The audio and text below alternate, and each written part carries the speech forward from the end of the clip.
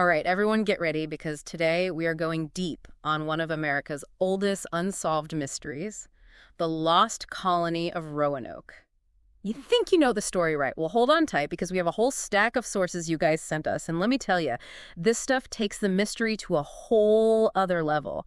Maps, Templar connections, even a lecture from an archaeologist who made a key discovery at the site. It really is fascinating how Roanoke just keeps captivating people centuries later. Yeah. I think it really speaks to that primal fear of the unknown, the idea of a whole community just vanishing. Exactly. And the whole thing started with England wanting to plant their flag in the New World. Right, exactly. Late 1500s, Sir Walter Raleigh gets this charter from Queen Elizabeth, basically a royal thumbs up to grab as much land as he can south of Newfoundland. That's right, high states. Right. Absolutely. This was a time of huge competition between all the European powers. Everyone wanted a piece of the New World, and Roanoke was seen as a really strategic spot for England. Yeah, definitely. Okay, so picture this. England wants in on the New World action. Raleigh's the one footing the bill for these expeditions, and you've got all these brave souls sailing into the unknown. But here's the big question.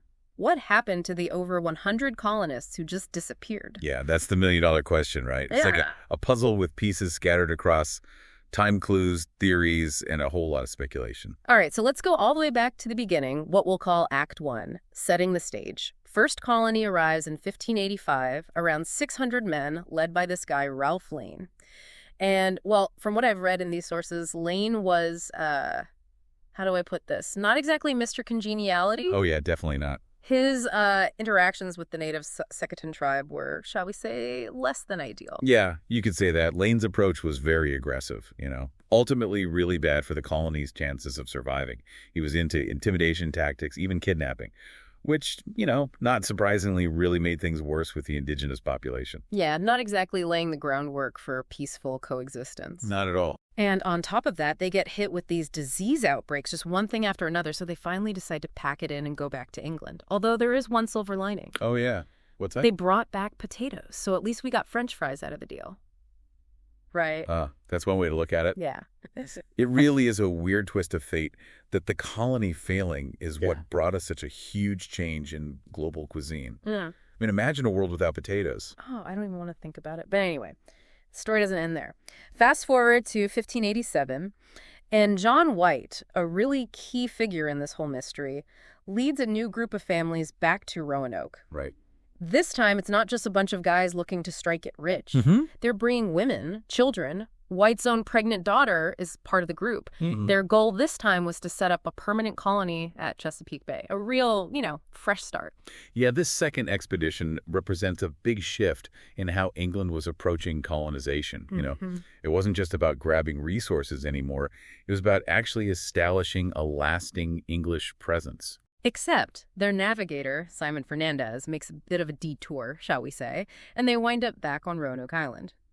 Now, some of the stuff you guys sent us hints that Fernandez might have had his own agenda, maybe even ties to pirates. Oh, wow. Yeah, Fernandez's role is definitely one of the most intriguing parts of this whole thing. I mean, was it an honest mistake, or was he intentionally leading them astray? Some theories even say he might have been hoping to, exploit the colony for himself. Personal gain, that sort of thing. It definitely adds another layer of mystery, that's for sure. So White, needing supplies for the new colony, heads back to England and gets stuck there for 3 years because of the war with Spain. Talk about bad timing. Yeah, no kidding. I mean, can you imagine the anxiety he must have felt, knowing his family, the other colonists, were stranded out there, no idea what was happening to them? It's crazy, right? And then when he finally gets back in 1590, well, you know what happens. The colony's vanished. Buildings dismantled, no sign of a struggle, just the word Croatoan and carved into a post. Chilling stuff, right? It really is. And it's that lack of any kind of distress signal that's just so baffling. If they were attacked, wouldn't they have left some indication of what happened? The building's being taken apart. It makes you think they left intentionally, but then the question is why? And where could they have possibly gone? That's what we're here to figure out. Exactly. Okay, let's move into Act 2. Clues, theories, and red herrings. The most obvious guess is that Croatoan points to Croatoan Island, where there was a friendly native tribe that had interacted with the colonists before. But here's where things get even weirder. White never actually made it to Croatoan Island himself. Bad weather, ship trouble, who knows? Some people think he might have had his reasons for avoiding the place. Yeah, it's a big question mark. Was he in on something? Or did he just not want to know what really happened? Yeah. Makes you wonder, did he know more than he let on? Or was he maybe afraid of what he might find? He definitely fuels the speculation that something else was going on. Right. It's like a historical game of Clue, and we're trying to figure out who did what and where. Exactly. And just when you think you're starting to get a handle on things, another clue pops up that throws everything into question. You're talking about the Dare Stones, right? Yeah. The first one shows up in 1937, supposedly a message from Eleanor Dare, John White's daughter. In the message, she talks about all the hardships the colony went through, disease, starvation, and eventually, getting wiped out by hostile natives. Sounds pretty believable, right? Well, on the surface, yeah. But here's the thing. You see, after the first stone was discovered, all these other Dare stones started popping up. Oh, no. Yeah. And most of them were pretty obvious fakes, people trying to cash in on the whole Roanoke craze. But for a minute, let's just say that the first stone is real. It claims that the colonists headed 50 miles inland, which would put them somewhere near what's now Georgia. Okay, but here's my question. If they did move inland, shouldn't there be some archaeological evidence to back that up? Well, get ready, because this is where the story takes a sharp turn. Right, because that brings us to a major discovery that completely changed how we understand the Roanoke mystery. A hidden symbol on John White's map. Wait, what? Yeah, a fort tucked away under a patch on the map.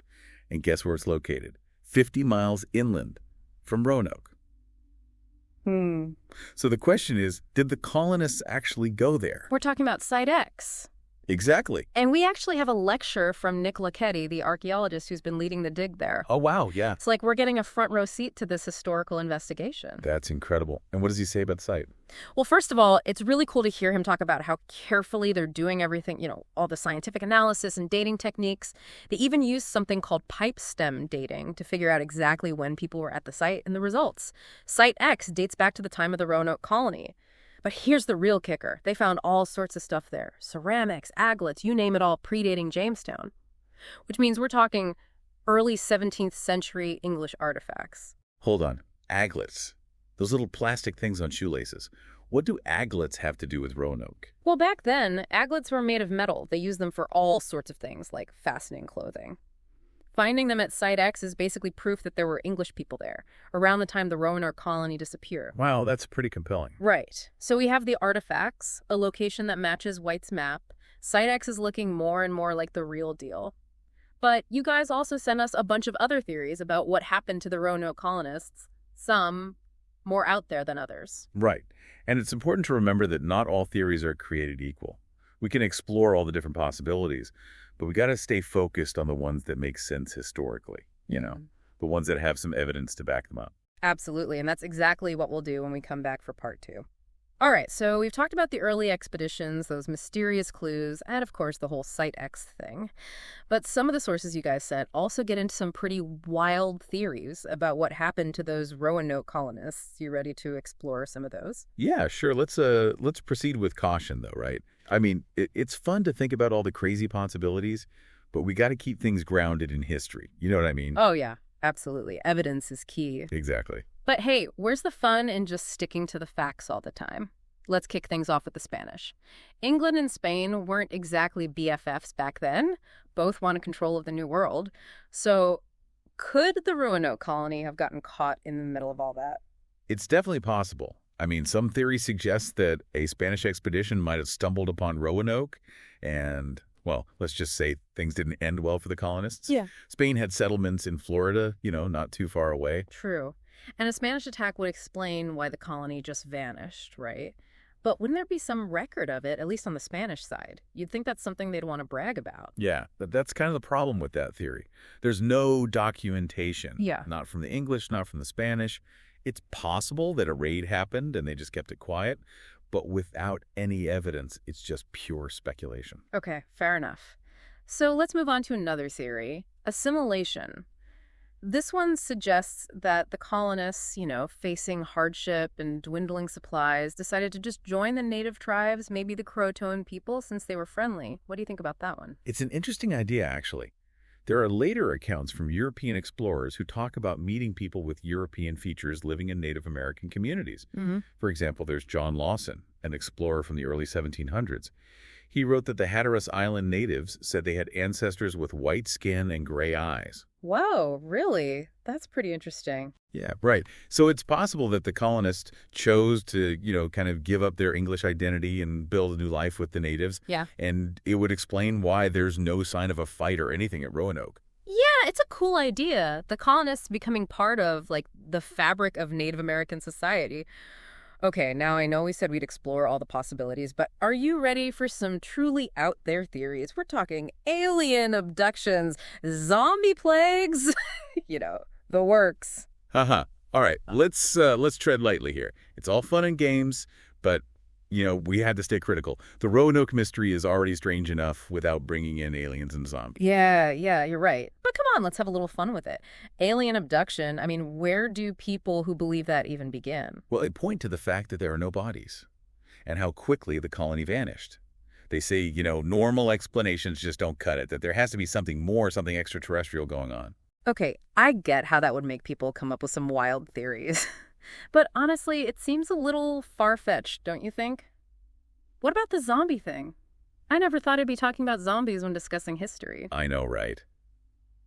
The zombie apocalypse theory, as crazy as it sounds, hinges on the idea that maybe some unknown disease ripped through the colony and, well, turned everyone into, flesh-eating monsters. Okay, I know we're just brainstorming here, but zombies? Come on, that's a bit much, isn't it? Definitely. I mean, there's absolutely zero historical or scientific evidence to suggest that a zombie plague wiped out the Roanoke colonists. It's fun to think about, but, better suited for a movie than a serious historical discussion. Yeah, true.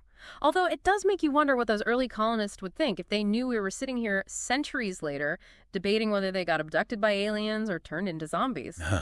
Right.